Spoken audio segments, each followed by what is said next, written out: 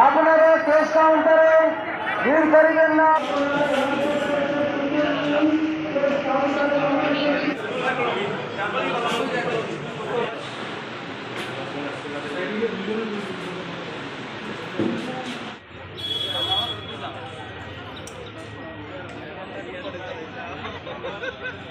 নমস্কার, আমরা দেউছড়া গ্রাম পঞ্চায়েত পঞ্চায়েতের অন্তর্গত। আমরা আজকে ভারতীয় জনতা পার্টির পক্ষে আমরা 6টি ওয়ার্ডে 11 জন আমরা প্রার্থী বিজেপি পক্ষে পঞ্চায়েত সমিতি সহ আমরা দিয়েছি।